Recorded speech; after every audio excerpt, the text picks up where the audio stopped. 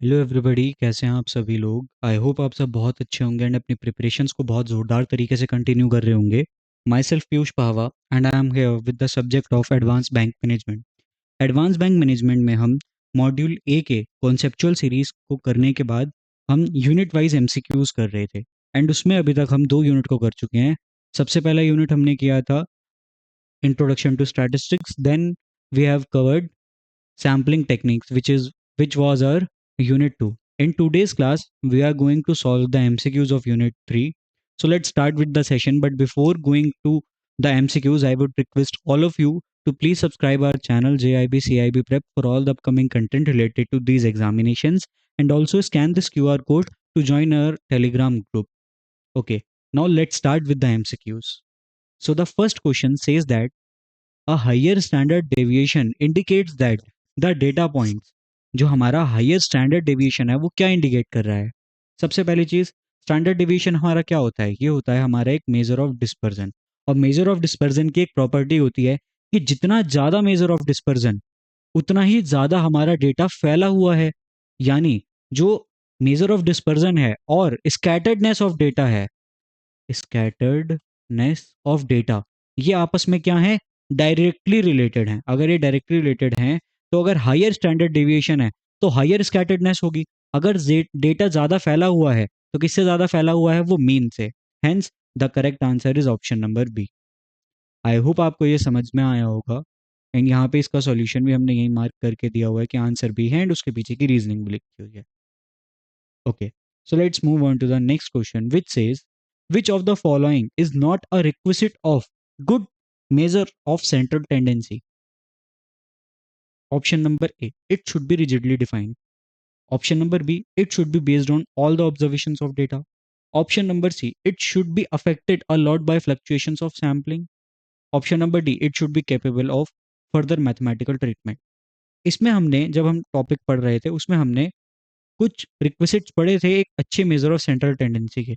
उसमें हमने ये पढ़ा था कि कम से कम अफेक्ट होना चाहिए क्या, फ्लक्चुएशन ऑफ सैम्पलिंग से। कौन, हमारा मेजर ऑफ सेंट्रल टेंडेंसी। तो यहाँ पे कह रहा है कि कौन सा एक रिक्विजिट नहीं है, तो यहाँ पे तो लिखा है कि इट शुड बी अफेक्टेड।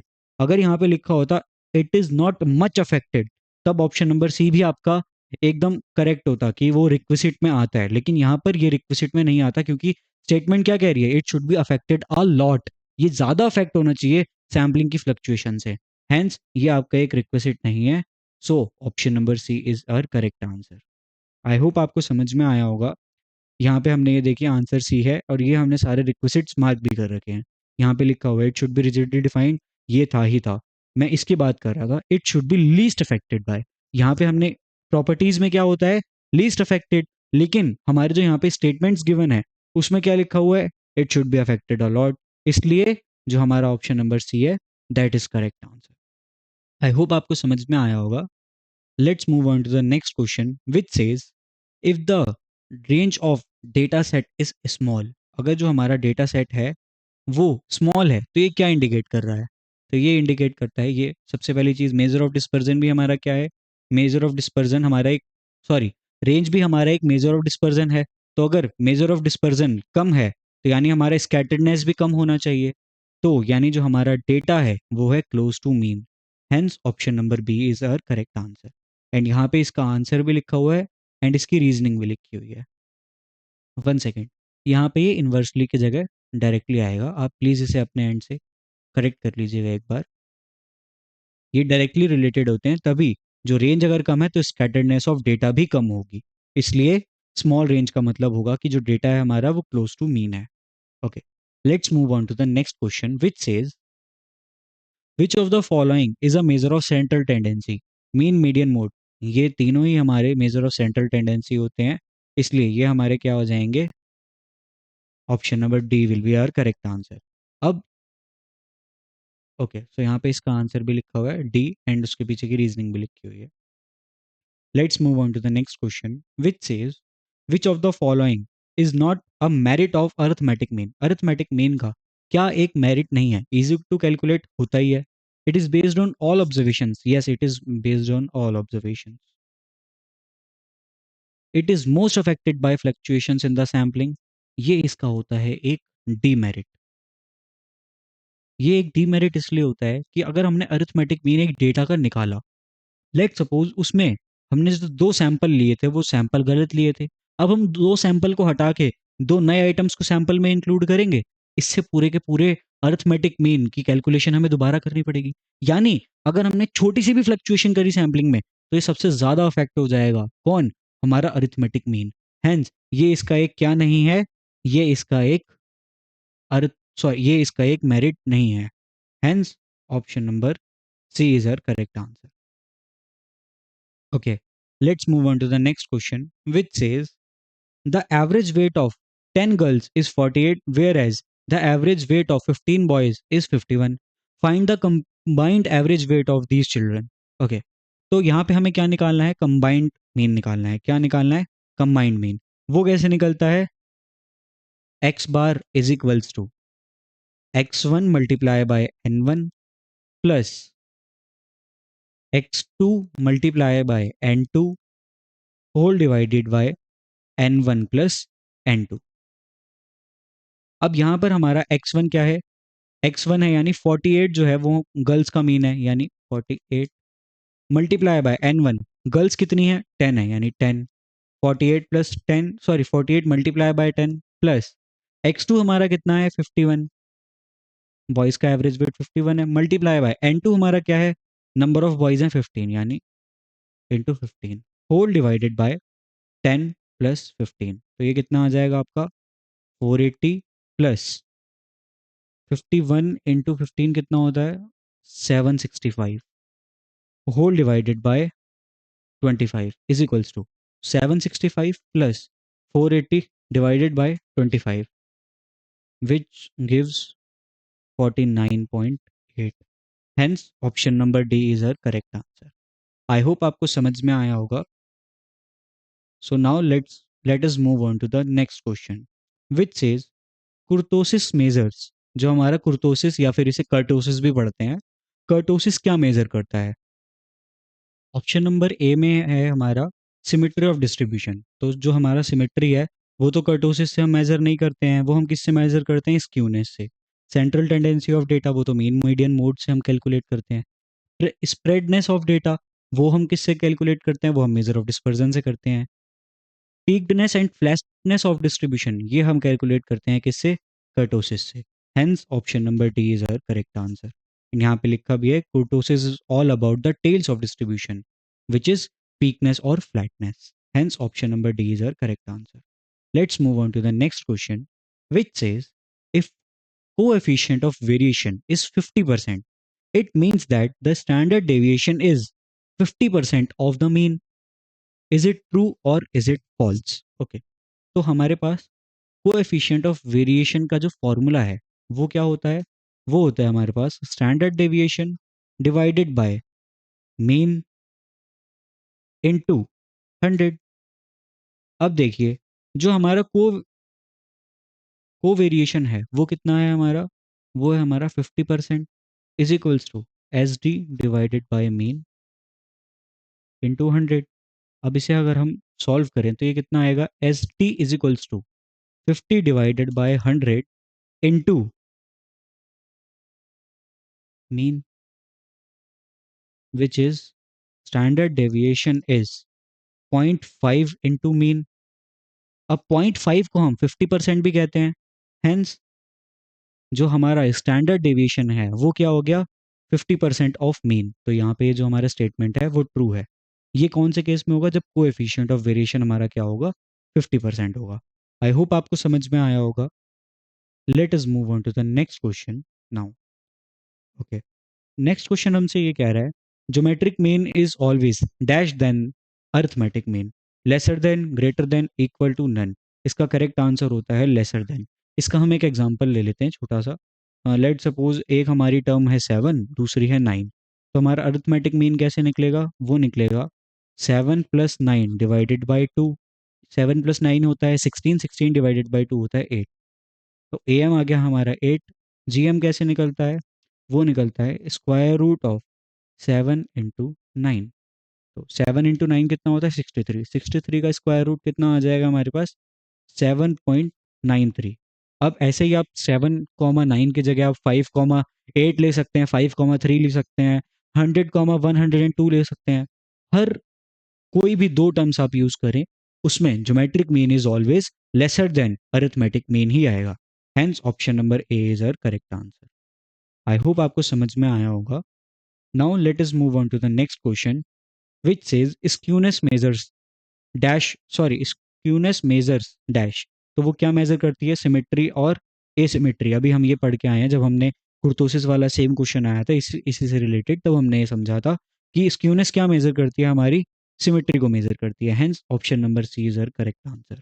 यहाँ पे लिखा भी हुआ है skewness is the degree of distortion from the symmetrical bell curve और द नॉर्मल डिस्ट्रीब्यूशन। तो स्क्यूनेस उसी डिग्री को बताता है जिस डिग्री से हमारा जो कर्व है वो कितना सिमेट्रिकल है बेल कर्व से और कितना असिमेट्रिकल है। आई होप आपको समझ में आया होगा। Let's move on to the next question which says a positively skewed distribution has. तो जो हमारा पॉजिटिव स्क्यूड डिस्ट्रीब्यूशन होता है वो पहले किस तरीके का डायग्राम होता है? जो हमारा सिमेट्रिकल डिस्ट्रीब्यूशन होता है उसका डायग्राम कुछ इस तरीके से होता है, जैसा वो लेफ्ट से वैसा ही वो राइट से। जो हमारा एसिमेट्रिकल डेटा होता है उसमें नेगेटिवली स्क्यूड में हमारी लेफ्ट की टेल लंबी होती है और राइट छोटा होता है। जो हमारा पॉजिटिवली स्क्यूड डिस्ट्रीब्यूशन होता है उसमें राइट की टेल छोटी सॉरी लेफ्ट की टेल छोटी होती है और राइट की टेल लंबी होती है।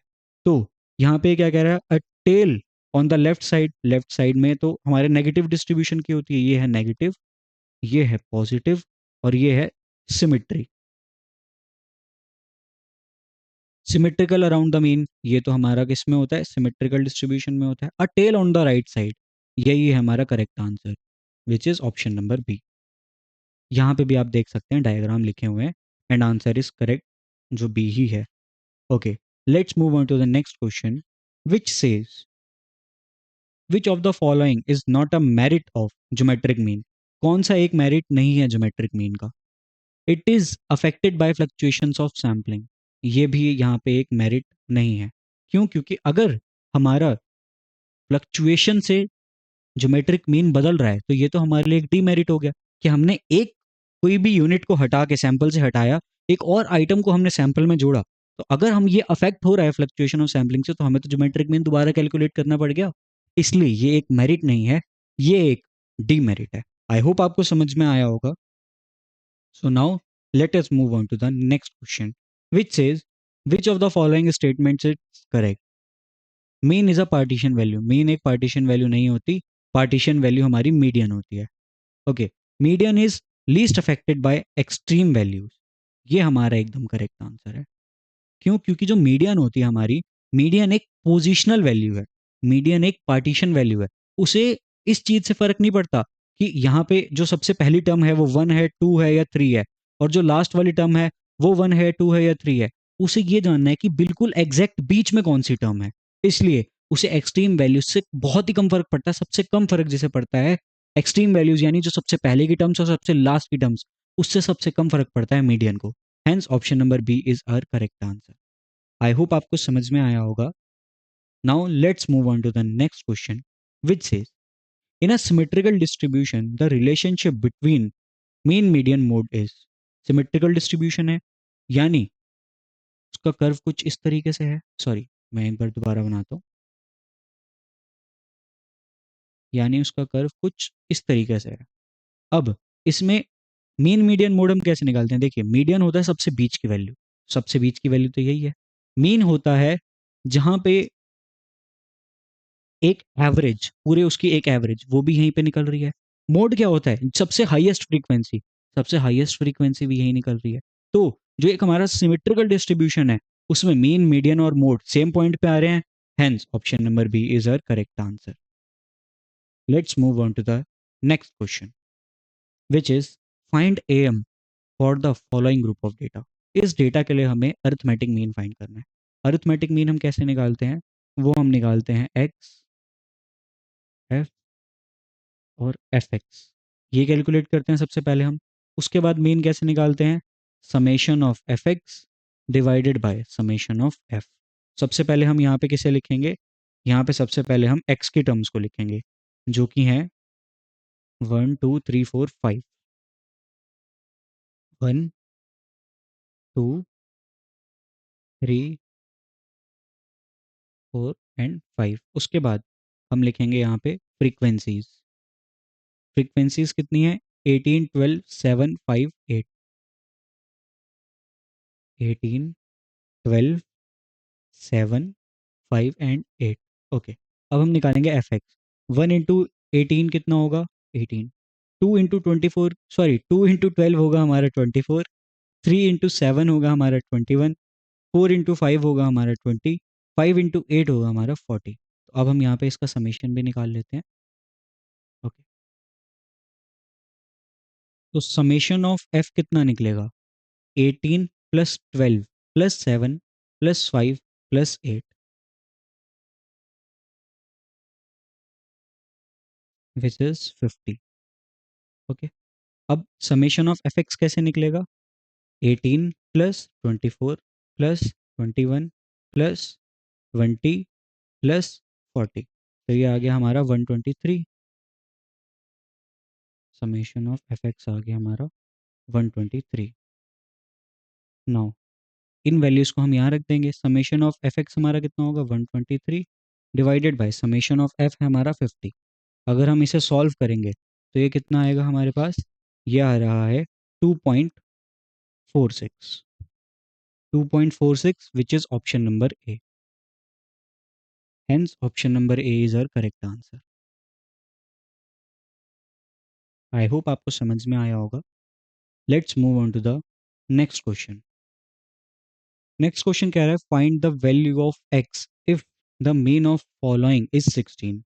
ओके, मीन ऑफ फॉलोइंग हम कैसे निकालेंगे? सबसे पहले देखिए मीन कैसे निकलता है। इसके लिए हम नेक्स्ट स्लाइड में जाते हैं। मीन हमारा निकलता है summation of F X divided by summation of F. ये कब लगाते हैं हम?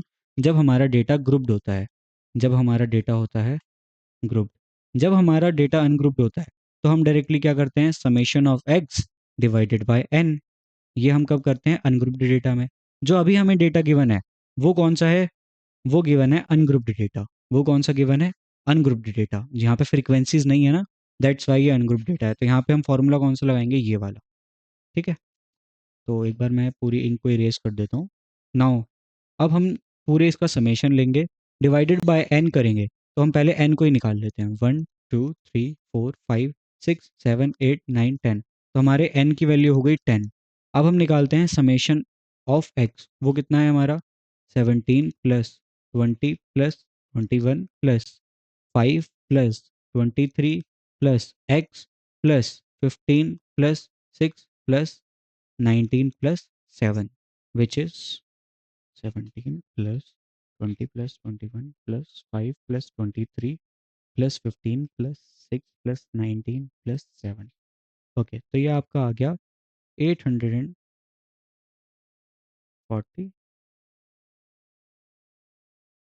नो, आई थिंक कुछ मिस्टेक हुई है मुझसे यहाँ पे। Let me check again.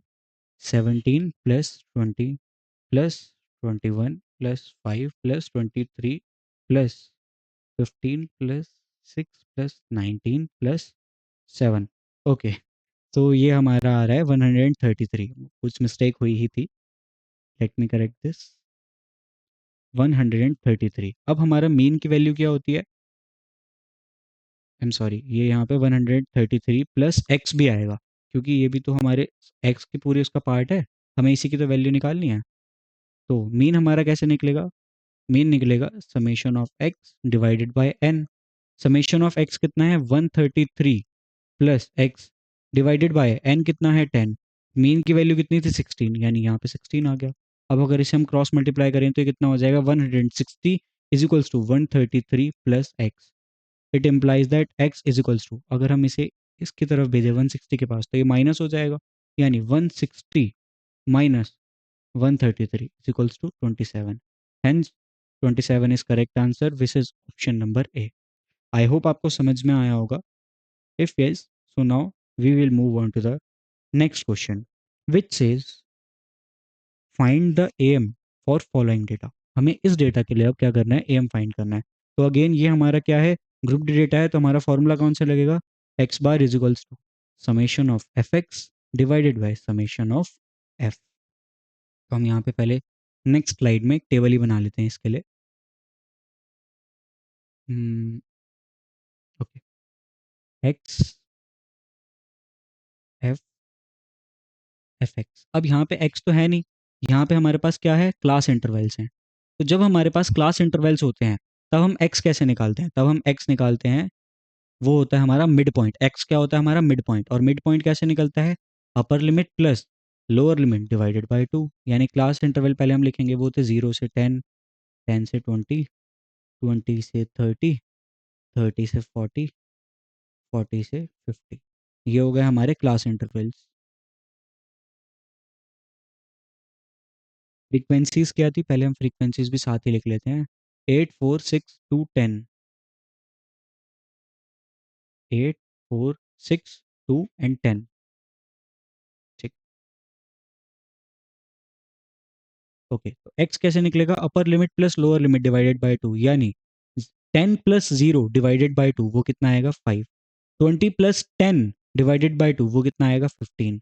30 + 20 divided by 2 वो कितना आएगा, 25। 40 + 30 डिवाइडेड बाय 2 वो आएगा 35। 40 + 50 डिवाइडेड बाय 2 वो कितना आएगा, 45। तो ये हमारे एक्स की वैल्यूज आ गई। अब समेशन ऑफ एफ यहाँ पे आएगा, समेशन ऑफ एफ एक्स यहाँ पे आएगा। पहले हम इसे भी निकाल ही लेते हैं। 8 + 4 + 6 + 2 + 10, तो ये हमारे पास हो जाएगा 30। एक बार मैं रीचेक भी कर लेता हूँ क्योंकि मिस्टेक्स हो गई थी लास्ट टाइम भी। ओके, तो ये 30 ही आ रहा है। अब हम कैलकुलेट करेंगे एफ एक्स को, तो वो हमारा क्या आएगा, 5 × 8, ये कितना आ रहा है, 40। 15 × 4, ये कितना आ रहा है, 60। 25 × 6, ये कितना आ रहा है, 150। 35 × 2, ये कितना आ रहा है, 70। 45 × 10, ये कितना आ रहा है, 450। ओके, तो अब हम क्या करेंगे, इसे कैलकुलेट करेंगे फाइनल। तो वो कितना आएगा, 40 + 60 + 150 + 70 + 450। तो जो हमारा फाइनल आ रहा है समेशन ऑफ एफ एक्स वो आ रहा है 770। तो अब हम यहाँ पे आंसर निकालेंगे मीन का, वो निकलेगा summation of f(x) divided by summation of f. Hence 770 divided by 30, which gives us 25.67, which is option number B. Hence option number B is our correct answer. So now let us move on to the next question, which is find median for following data. अब हमें अगर median calculate करना होता है grouped data के लिए, तो हम मीडियन कैसे कैलकुलेट करते हैं ग्रुप्ड डेटा के लिए, L plus n/2 minus C F whole divided by F into H. ये पूरी, ये जो सारे के सारे फॉर्मूलाज मैं आपको बता रहा हूँ, ये हम ऑलरेडी कॉन्सेप्चुअल सीरीज में कवर कर चुके हैं। एन क्या होता है, सी एफ क्या होता है, एफ क्या होता है, अब हम बस यहाँ पे इसके एमसीक्यूज कर रहे हैं। सो अगर आप में से किसी को भी थोड़ा सा भी इसमें डाउट है तो मैं आपको रिकमेंड करूंगा, प्लीज़ जो हमने कॉन्सेप्चुअल सीरीज ली है वो भी हमारे चैनल के प्लेलिस्ट सेक्शन में है। पूरी एक प्लेलिस्ट हमने बनाई हुई है कॉन्सेप्ट्स एंड एमसीक्यूज नाम से, एबीएम के लिए। तो आप प्लीज़ उसे वहाँ से आप इसे रेफर कर सकते हैं। Okay, now let's move on to the this question. तो यहाँ पे हमारा एन क्या है, सबसे पहले हम यहाँ पे वही कैलकुलेट कर लेते हैं। तो क्लास इंटरवल्स हैं हमारे पास, उसके बाद है हमारे पास फ्रीक्वेंसी, एंड देन हम सी एफ को कैलकुलेट करते हैं। तो क्लास इंटरवल सबसे पहले हैं 0 से 10, 10 से 20, 20 से 30, 30 से 40 एंड 40 से 50।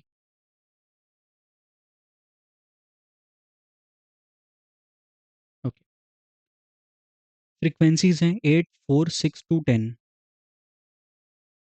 8, 4, 6, 2, 10।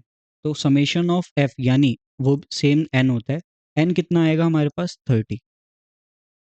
एन की वैल्यू हो गई 30। अब हम निकालेंगे यहाँ पे सी एफ। तो सी एफ हमारा क्या होता है, 0 से 10 के लिए सी एफ होगा 8, 10 से 20 के लिए सी एफ क्या होगा, हम इन दोनों को कर देंगे ऐड, तो ये आ जाएगा 12। 20 से 30 के लिए सी एफ क्या होगा, हम इन तीनों को ऐड कर देंगे, तो वो कितना आएगा, 8 + 4 + 6 यानी 18। 30 से 40 के लिए हम इन तीनों के साथ साथ 2 को भी ऐड कर देंगे, तो ये हमारा कितना आ जाएगा 20। उसके बाद 40 से 50 के लिए CF कैसे कैलकुलेट करेंगे, सभी टर्म्स को ऐड करेंगे, 8 + 4 + 6 + 2 + 10 यानी 30 आ जाएगा। अब n/2 क्या होगा हमारा यहाँ पे, just give me a moment. Okay, so अब हम क्या कैलकुलेट करेंगे, हम कैलकुलेट करेंगे n/2। तो हमारा n/2 क्या आएगा, 30 डिवाइडेड बाई 2 विच इज़ 15। अब देखिए, क्या 8 तक हमारा 15 आ सकता है, नहीं आ सकता। क्या 12 तक हमारा 15 आ सकता है, नहीं आ सकता। जो 18th वैल्यू होंगी वहीं तक तो 15th वैल्यू आएगी हमारी। n/2 का मतलब क्या होगा, जो हमारी टोटल टर्म्स हैं उसके एग्जैक्ट बीच की टर्म यानी 15th टर्म। तो 15th टर्म 12th टर्म के बाद आएगी लेकिन 18th टर्म से पहले आएगी, यानी वो इस क्लास में लाया करेगी। यानी हमारी 20 से 30 क्या हो जाएगी, मीडियन क्लास। तो L की वैल्यू क्या हो गई, L की वैल्यू हो गई 20 यानी lower limit of median class. F की वैल्यू क्या हो गई 6 यानी frequency of median class. CF की वैल्यू क्या होगी, यानी cumulative frequency preceding to the median class, वो क्या हो गया हमारा 12। ओके, और हमारा H क्या हो गया, H हो गया 30 - 20 यानी क्लास साइज वो हो गया 10। अब हम इन वैल्यूज को करेंगे फॉर्मूला में पुट। L हमारा क्या है, L है हमारा 20, n/2 है हमारा 15, CF है 12, F है 6 और H है 10। तो अगर हम इसे कैलकुलेटर पे सॉल्व करेंगे तो ये हमारा कितना आएगा, okay, so this is giving us 25। Hence option number C is correct answer. I hope आपको समझ में आया होगा ये किस तरीके से सॉल्व करना है। एंड विद दिस क्वेश्चन आज की जो हमारी ये क्लास है वो यहीं पे एंड होती है। आई होप आपको आज का ये पूरा सेशन समझ में आया होगा, सभी एमसीक्यूज आपसे बने होंगे। अगर आपको किसी भी एमसीक्यू में डाउट आ रहा है, सो मोस्ट प्रोबेबली वो इस वजह से हो सकता है कि आपने अगर कंसेप्चुअल सीरीज रेफर नहीं किया है। सो आई वुड रिक्वेस्ट यू कि प्लीज़ आप कंसेप्चुअल सीरीज को रेफर करें, एक सेपरेट प्लेलिस्ट इसके रिगार्डिंग हमने बना रखी है for your convenience. Okay, so I hope आपका आज का ये पूरा सेशन आपको समझ में आया होगा। If yes, then please hit the like button, subscribe to our channel and comment down your reviews. Thank you so much everyone for attending this session.